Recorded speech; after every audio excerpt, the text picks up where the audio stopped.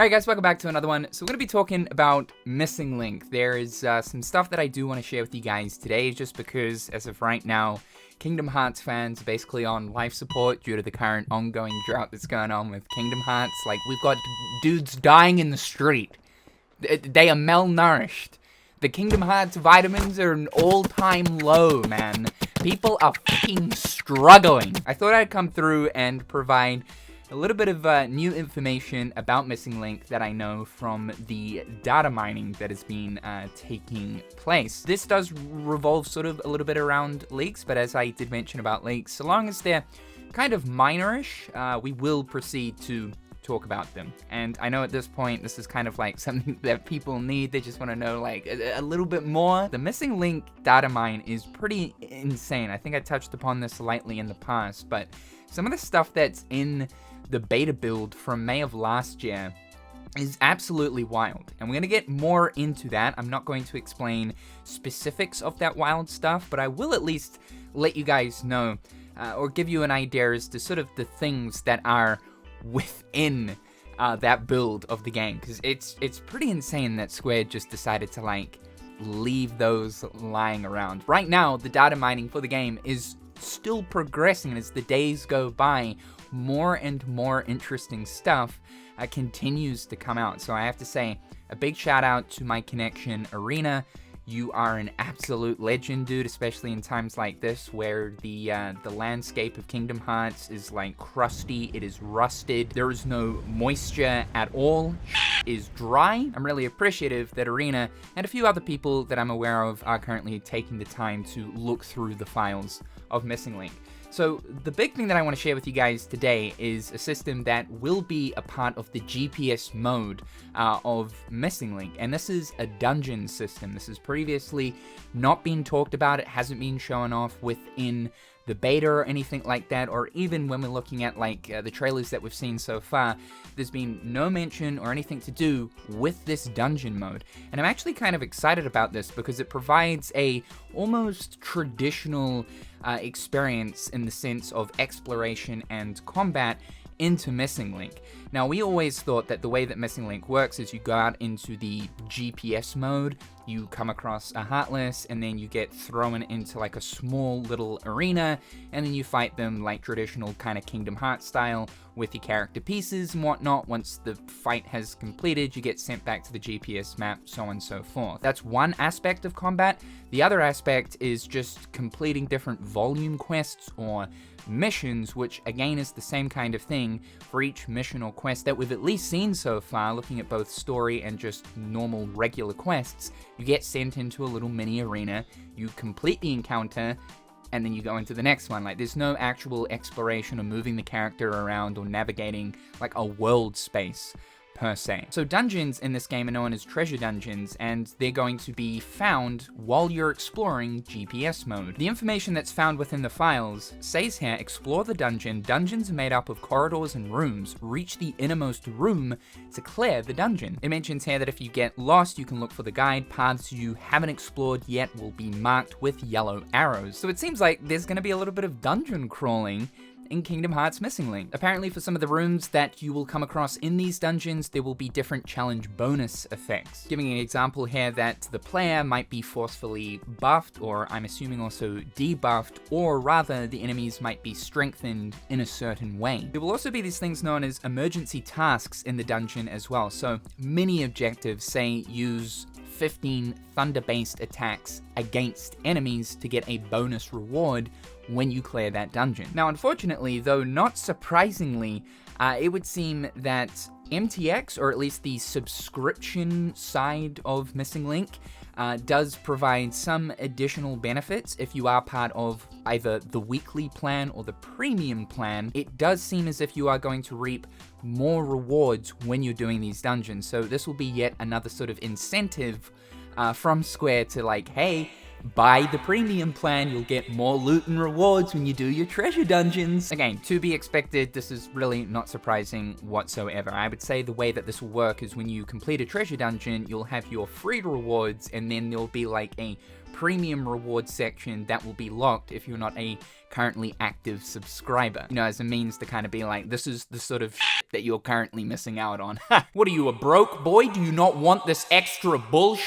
Apparently there are dungeon exclusive items, so certain items that can only be found within these dungeons. So this does seem as if treasure dungeons are going to be a core aspect of GPS mode. So it's kind of interesting that we haven't seen anything on this aspect of the game, as it does seem relatively important to how the GPS mode works. So personally, I'm really excited for like this aspect of the game, because I didn't think something like this was a part of the gameplay of Missing Link. I'm sure that all of the dungeons you come across are going to be pretty basic though, like they're just going to be corridors with a room, and you can go either left or right to another room, and there's another corridor, etc, etc. And yeah, these are probably going to be procedurally generated, so there is going to be that repetition side of things kicking in after a while. But one thing that I thought was, initially, one way of integrating Disney worlds, or the Disney side of things for Missing Link, was Tetsuya Nomura was saying that for different parts of the world, Square Enix were thinking about integrating different Disney motifs. So say if you're over in Iceland, maybe the motif there would be like based around Frozen. Or if you're in a foresty part of the world, like,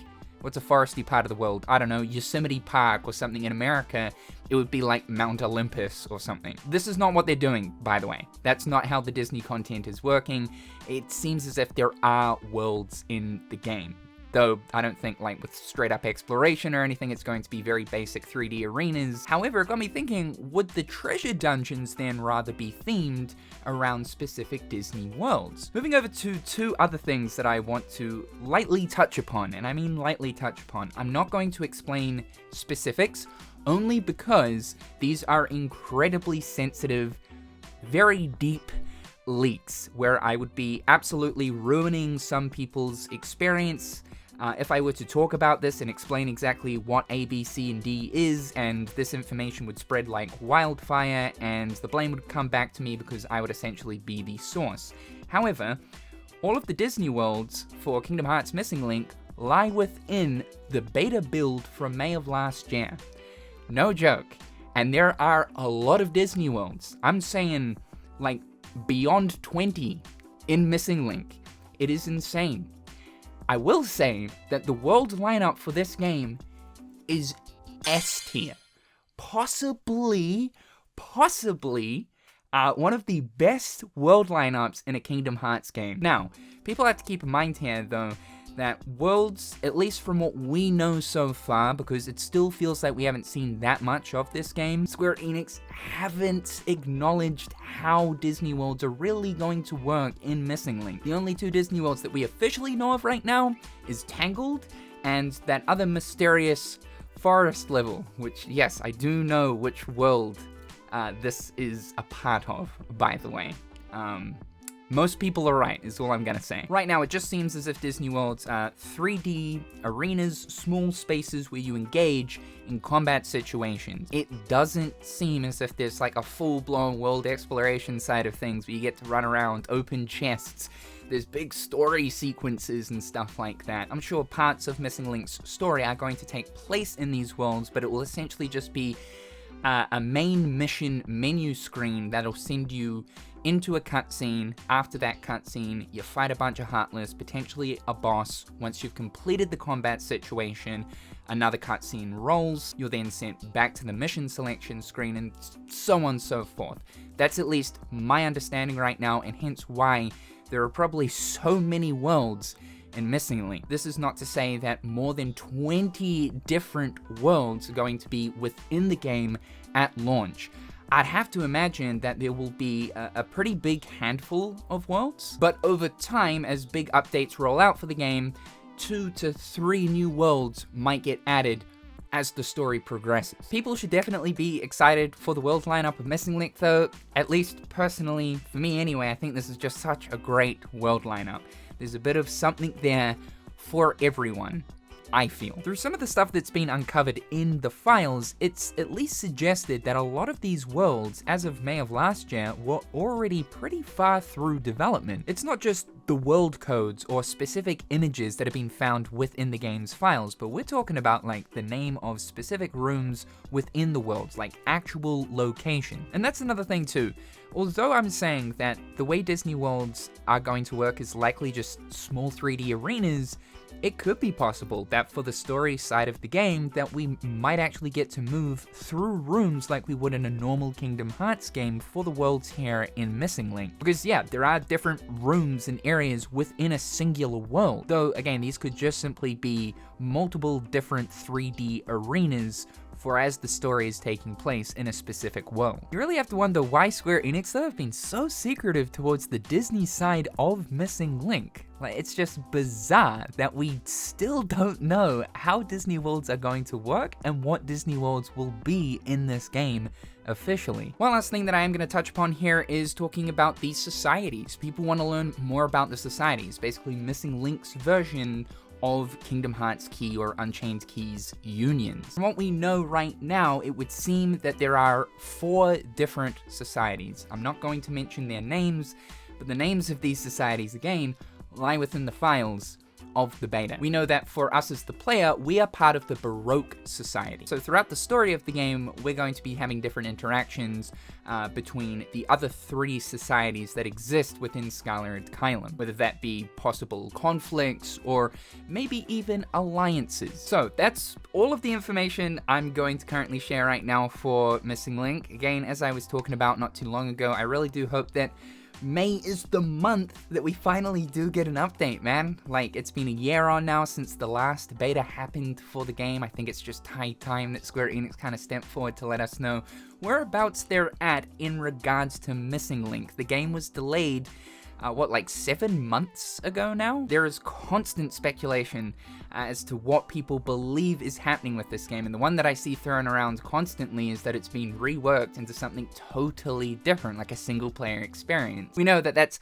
most likely not what's happening, by the way. The more I've learnt about this game through the data mining, honestly, the more I get excited about it, especially the story. There's some heavy story stuff in these leaks, and this is shaping up to be one hell of an interesting story in very similar fashion to Union Cross, though the presentation of this is going to be 10 times better because it's presented like a normal Kingdom Hearts game. Although there are some aspects of this game that are going to suck because it is simply a mobile game, looking at the MTX side of things and how a really important piece of Kingdom Hearts' narrative is once again stuck on a mobile phone. There is going to be some really good Kingdom Hearts goodness here, whether you're actually playing the game for yourself or experiencing the game's story through YouTube cutscenes. Now guys, thought I'd just hydrate the Kingdom Hearts plant a little bit. There's a little bit of moisture for you. Enjoy. Hope you guys are having a fantastic day. Thank you so much for tuning in. Slap that like button, it helps me out more than you know. Subscribe to the channel if you haven't already. As always, a big thank you to my wonderful patrons. I hope you're all having a fantastic day, and we'll talk again real soon.